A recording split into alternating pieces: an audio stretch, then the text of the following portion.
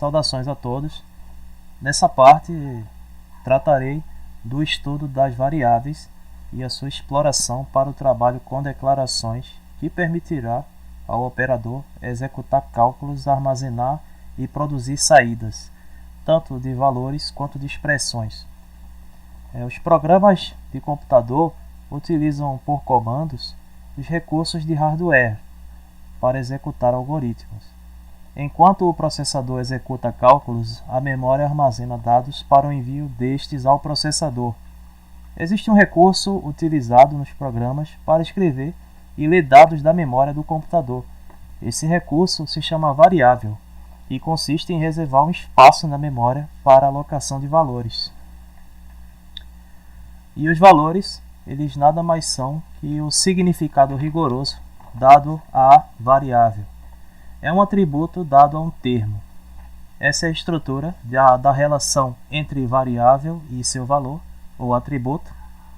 A variável ela vem à esquerda da expressão, dos termos, e o atributo, o valor, ele vem à direita.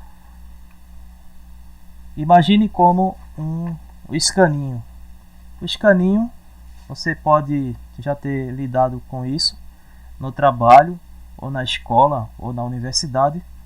É aquela gaveta destinada a você para guardar seus pertences que não serão utilizados naquele local e naquele momento. E os seus pertences seriam os valores ou os atributos. E o escaninho, ele seria uma forma simples de representar uma variável. E os atributos, eles podem ser numéricos ou não numéricos, apenas para comunicação. E os tipos de atributos ou tipos de valores numéricos, eles podem vir como inteiros, que seriam os números inteiros da matemática, seriam do tipo float, que seriam uma espécie de números reais, seriam os números reais da matemática, com casas decimais representadas por ponto na separação, e ambos, tanto int quanto float, de utilidade matemática para cálculos. Existe também um tipo de valor específico que se chama string. String é um termo em inglês para fragmento ou pedaço, mas em programação nós definimos string como uma corda de caracteres. É uma sequência de caracteres que ficam entre aspas ou apóstrofos. E a utilidade dessas strings é comunicativa. Como observamos, nós podemos transformar números, tanto inteiros como float, em strings. E temos aqui alguns tipos de variáveis e suas atribuições. Termo dúvida representa a string, o que é declaração por atribuição. O termo n representa o valor numérico inteiro, 17. E temos ali π, que representa o valor de ponto flutuante 3.141592 e assim por diante.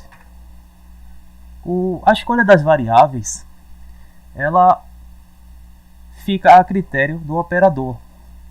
O tamanho da variável ela pode ser desde uma letra até um determinado texto, mas no caso de uma variável grande é preciso deixar claro que os caracteres devem ficar juntos ou separados por underlines, não pode haver espaço. Os caracteres, no caso de uma variável com mais de uma letra, ela pode ser formada por letras e números, só que há um porém: os números eles não podem anteceder as letras, ou seja, a variável ela não pode começar com número. O processador não vai identificar aquilo como uma variável. E temos aqui caracteres especiais que devem ser evitados, entre eles o arroba e o símbolo para o e comercial. O processador também não identifica esses caracteres especiais como variáveis. Existe também uma precaução que deve ser tomada em relação à palavra-chave. Palavras-chave são termos que fazem parte da estrutura gramatical do Python e que devem ser evitadas.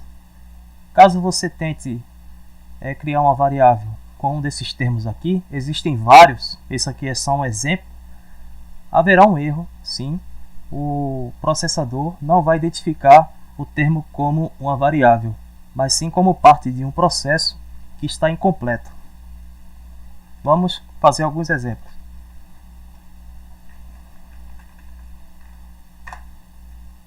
Eu vou utilizar o primeiro termo, end. End igual a 45. Ocorre um erro de sintaxe.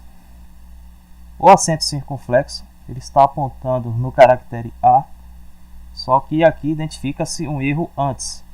Esperava-se a inclusão de um termo, onde em seguida seria aplicado o conectivo AND.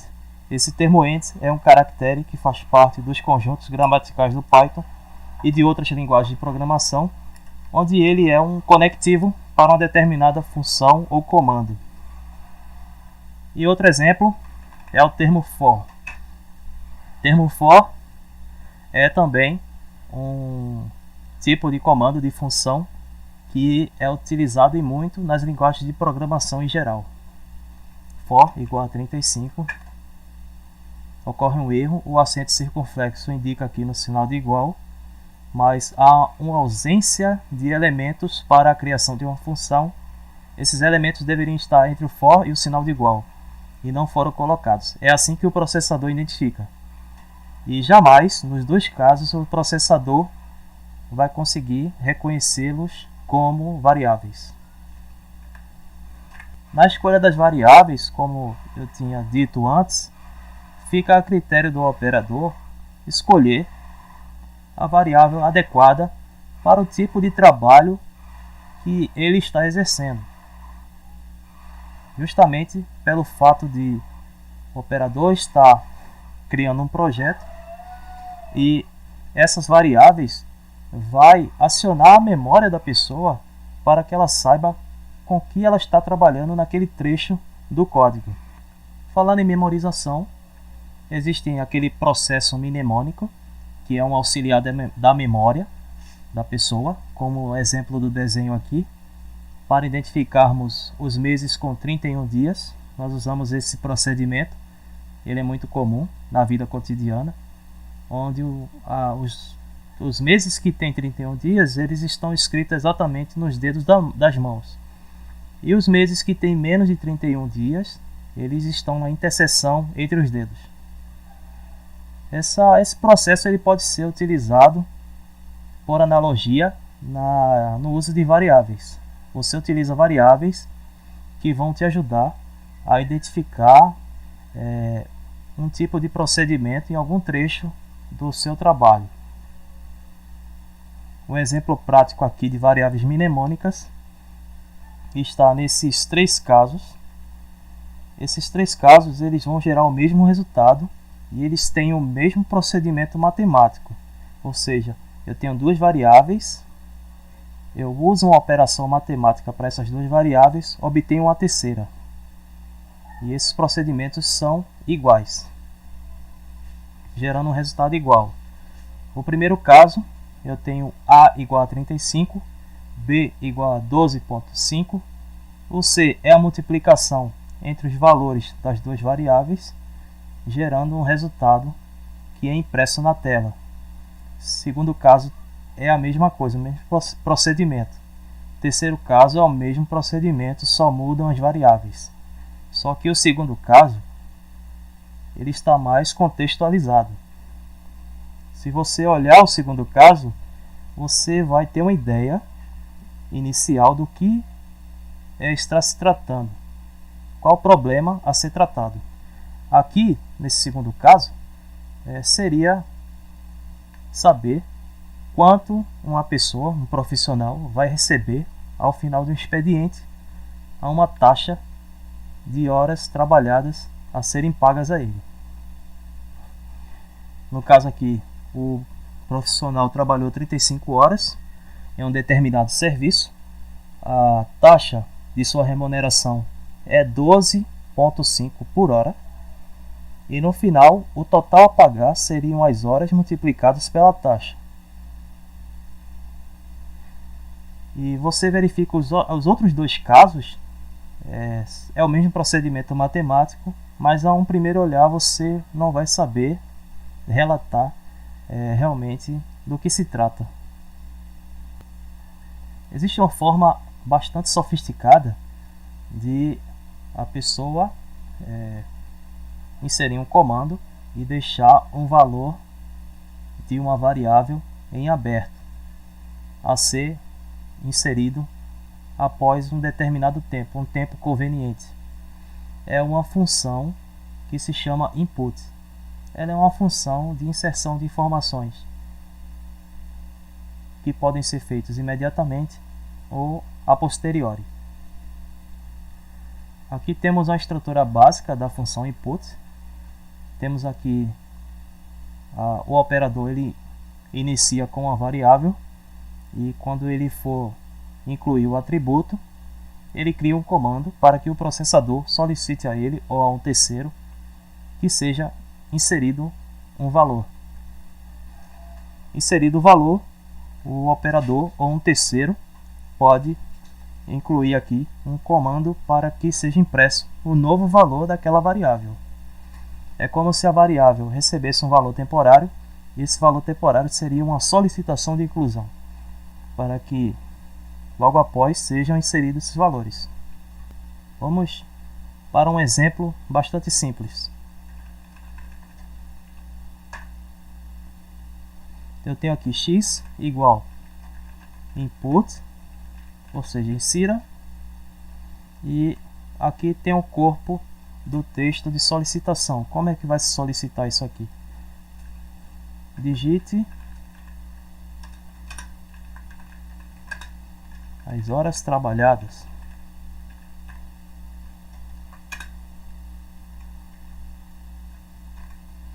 Pronto. Esse texto é uma string, é uma cadeia de caracteres que vai ser impressa na tela e ao lado dela o operador irá inserir o valor. Está lá, ela vai impressa, digite as horas trabalhadas, por exemplo, 90. E em seguida eu quero saber o novo valor da variável x. Eu posso utilizar a função print para imprimir na tela. Eu obtenho 90. Ou eu simplesmente posso digitar a variável. Ele me dá um valor 90. Só que nesse último caso aqui, o 90 ele está como string. Ele não é um valor numérico. Normalmente essa função input, você insere um valor e esse valor é colocado na condição de valor apenas comunicativo. É um valor string, uma cadeia de caracteres. Mas isso não é problema. Se você quiser utilizar para cálculos matemáticos, nós podemos reverter essa situação fazendo uma conversão de string para um valor numérico inteiro ou float. Vamos tentar para um valor numérico.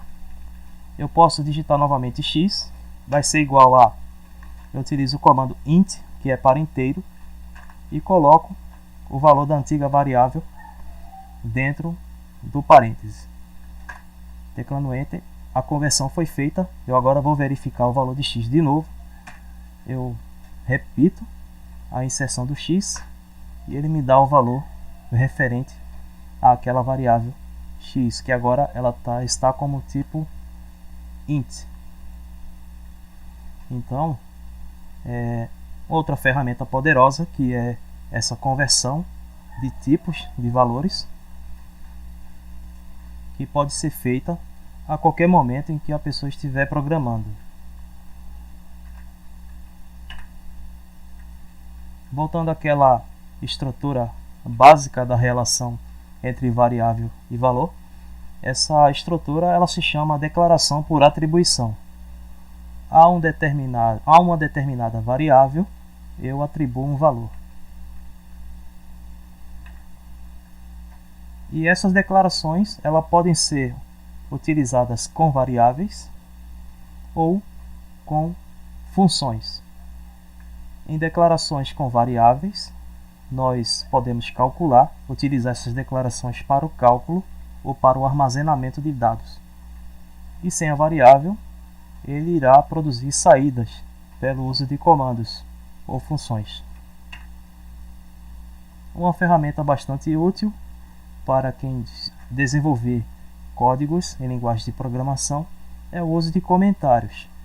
Os comentários, eles têm a sua utilidade da seguinte forma: para o operador, enquanto ele estiver desenvolvendo um trabalho de programação, para que ele não esqueça dos trechos com os quais ele trabalhou, e também para a análise de outras pessoas analisarem o seu código, elas terem uma noção do que significa aquela linha ou do que significa aquele trecho no qual foi trabalhado o código. Mas, para o nosso interpretador, é o seguinte: a questão do comentário no interpretador, ele não fica tão perceptível. Por exemplo, vamos criar aqui um comentário com uma operação matemática. No comentário, uma soma de inteiros. E em seguida eu realizo essa soma. Soma igual a 8 mais 9. Pronto, eu tenho essa estrutura de um código. Só que para o interpretador não faz muito sentido a inserção de um comentário. Já em um programa integrado que dispõe de um compilador para a criação de uma estrutura maior, é sempre necessário o uso de um código. É sempre necessário o uso de um comentário. E aqui temos um comentário inicial, que pode ser através do símbolo de jogo da velha ou através do uso de 3 aspas, antes e depois. Isso para quem faz códigos maiores, várias linhas de código, é sempre útil o uso de comentários para identificação dos processos. E com isso eu fico por aqui. Espero que vocês tenham gostado. Até a próxima.